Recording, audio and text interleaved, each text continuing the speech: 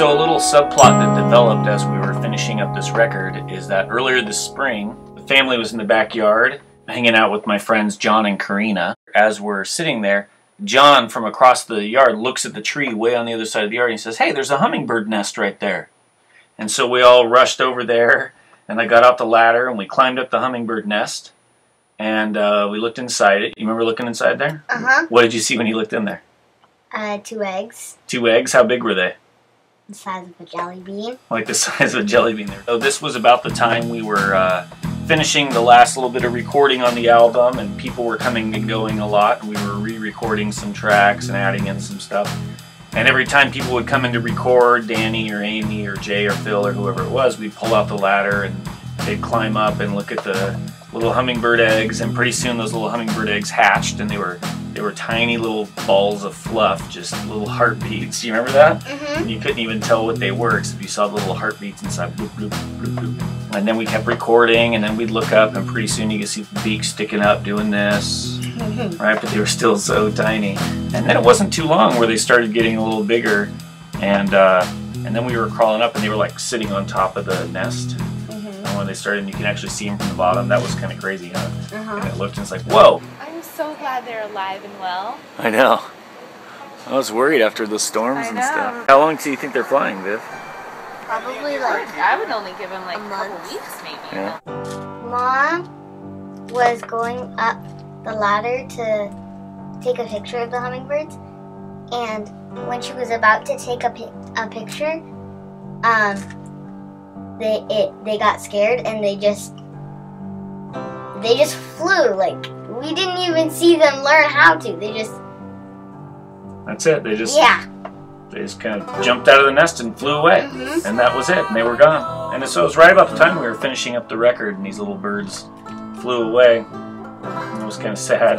Another part of this equation is that while stuff was going down with these hummingbirds in our tree, inside the studio things were not going well, because the end of the recording was all these really sticky parts and tricky things we had to re-record, and then there was the mixing and the mastering that just got... One of the issues that was coming up was there were a couple songs I was having a hard time fitting onto the record. And I've made the mistake in the past of recording a bunch of material, throwing it onto a CD, and then having some real momentum-killing moments on the record. So, I proposed to the band, and they agreed that we would make the rock opera a 1-disc album, and that we would take the other songs and release it as a separate EP. And that's kind of what we've done. So now what we have is Rise Up, which is a 73-minute long album on 1 compact disc.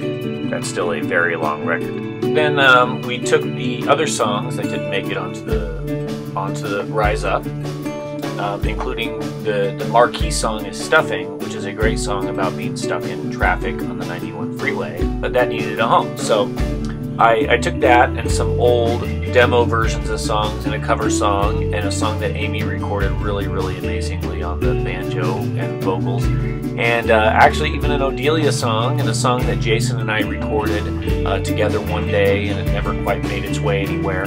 We're going to put together onto a new EP, and this EP is going to be a gift to everybody who comes to the record release show or that supported us on Kickstarter. And then that's it. That's going to go away. Only the Kickstarter people, only the people who come to our record release are ever going to get that disc. In order to make it extra special, we decided to do the packaging ourselves by hand. So Stephanie designed this awesome stencil of a hummingbird, and we decided to name this EP after the hummingbirds, and so it is the Stuffed Animal Baby Hummingbird EP.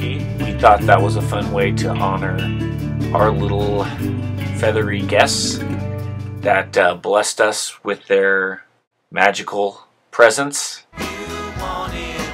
So Stephanie made a stencil and used permanent markers and stenciled the design onto the discs themselves, and then a bunch of different kinds of paper that we had to cut.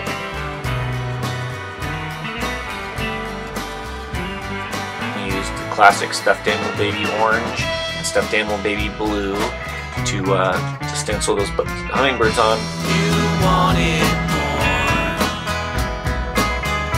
You want it more than I do, baby. You want it more way it worked out, we have a 73-minute rock opera, and we have a 23-minute EP with a lot of songs I really like that we're going to share with people in a kind of secret, private, thank you for supporting us kind of way.